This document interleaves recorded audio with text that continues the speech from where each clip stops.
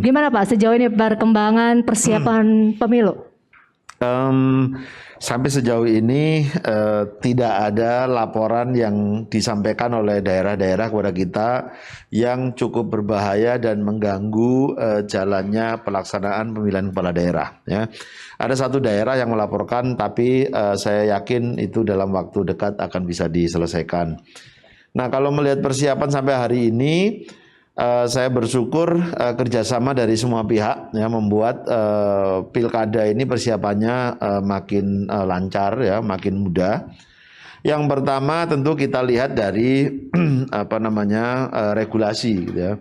Regulasi yang akan segera diselesaikan adalah perubahan peraturan KPU mengenai pemungutan dan penghitungan suara. Jadi kami sudah melakukan rapat konsultasi dengan pemerintah dan DPR. Sekarang sedang proses harmonisasi di Kementerian Hukum dan HAM.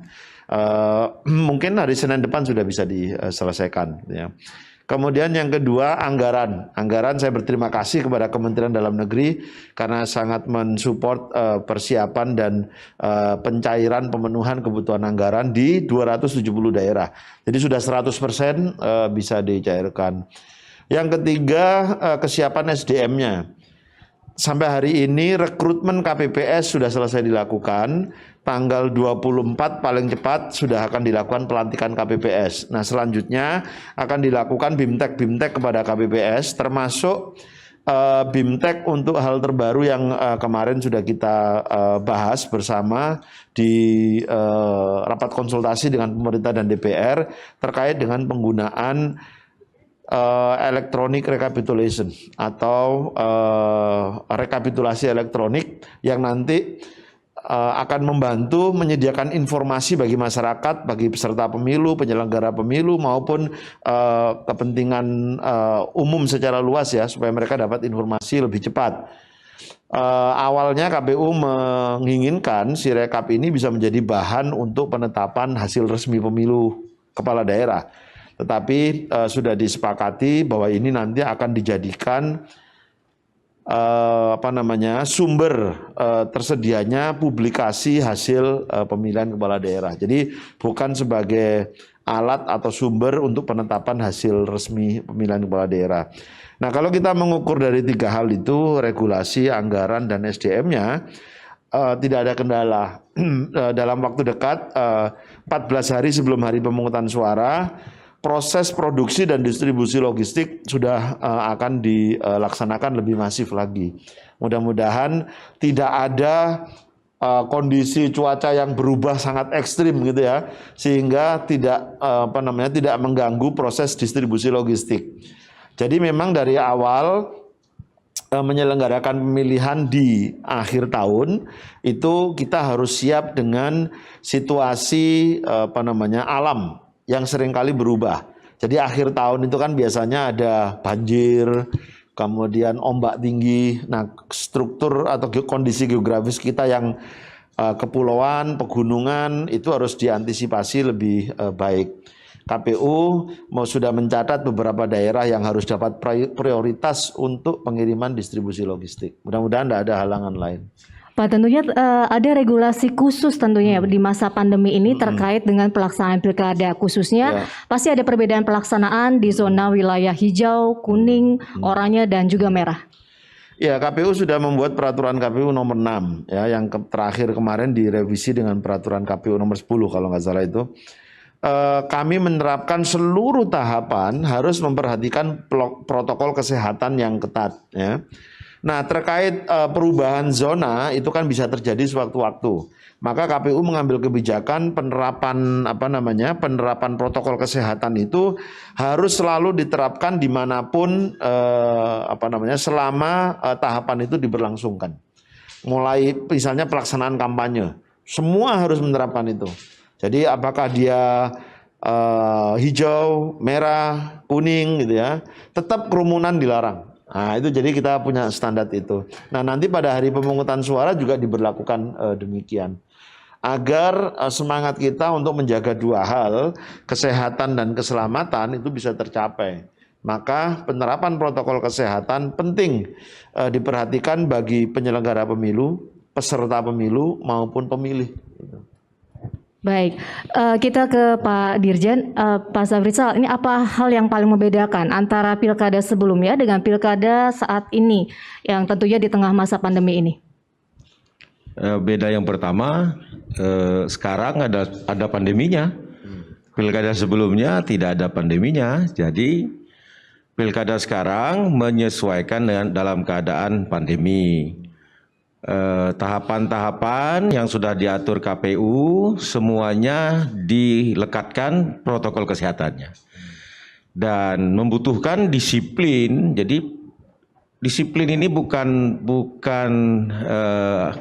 sesuatu yang dipaksakan mestinya, tapi merupakan kesadaran. Demi apa? Demi keselamatan, ya. Banyak dari tahapan-tahapan ya yang telah disusun dalam peraturan KPU, mulai dari tahap kampanye nanti, tahap pencoblosan, itu semuanya dengan menggunakan prinsipnya ya 3M, ya, memakai masker, ya, kemudian mencegah kontak langsung, ya, misalnya tadi dijelaskan dalam video VT. Ketika memegang kertas suara itu sudah menggunakan sarung tangan, itu mencegah orang terpapar melalui kontaminasi. Kemudian meninggalkan TPS itu sudah cuci tangan lagi, sarung tangan yang dipakai tadi sudah disiapkan tempat sampah. Kemudian kalau dulu bisa ngumpul-ngumpul, sekarang nanti akan digarisin oleh KPU nih. You berdiri di sini, Anda berdiri di sini, duduknya kalau dulu mungkin kotak di bawah teratak yang sama, nanti duduknya manjang, digarisin.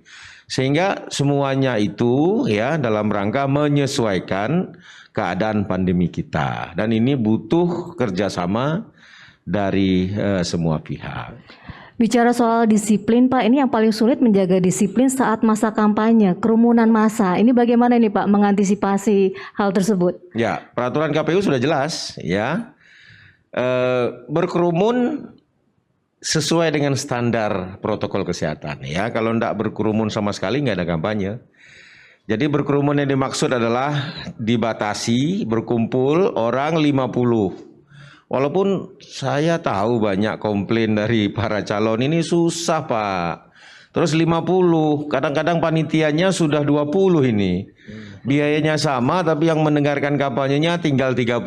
Karena kalau panitia tiap hari udah dengar gitu program ya. Tapi peraturan sudah dibuat demi keselamatan ya patuhi. Ya terkadang ya Pak kami cuma 52. Ya kalau ada yang menghitung lebih ya tetap diberi teguran. Sampai sejauh itu. Itu batas toleransi yang sudah didiskusikan sejak awal 50 orang pakai masker ya. Kemudian kan ini pertemuannya di ruang tertutup. Memang beberapa lokasi geografis kita sulit tertutup ya kita ketahui. Tapi paling yang dimaksud tertutup itu adalah diberi batasan. Nah, ini lokasinya diberi batas. Kemudian ada petugas yang mengontrol tetap pakai masker, ya ada yang mengontrol tetap pakai gun pistol, ya supaya ngecek suhu segala macam. Nah ini dilakukan ya supaya menjaga proses kampanye. Memang proses kampanye ini yang paling sulit, ya. Kalau dulu pasangan calon satu kali kegiatan bisa 20.000, 30.000 orang.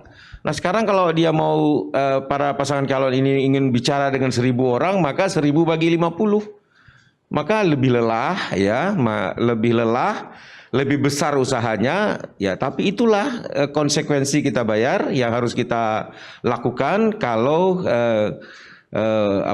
pelaksanaan ini ingin tetap pilkada yang kalau dulu tagline-nya sering kita sebut pilkada damai.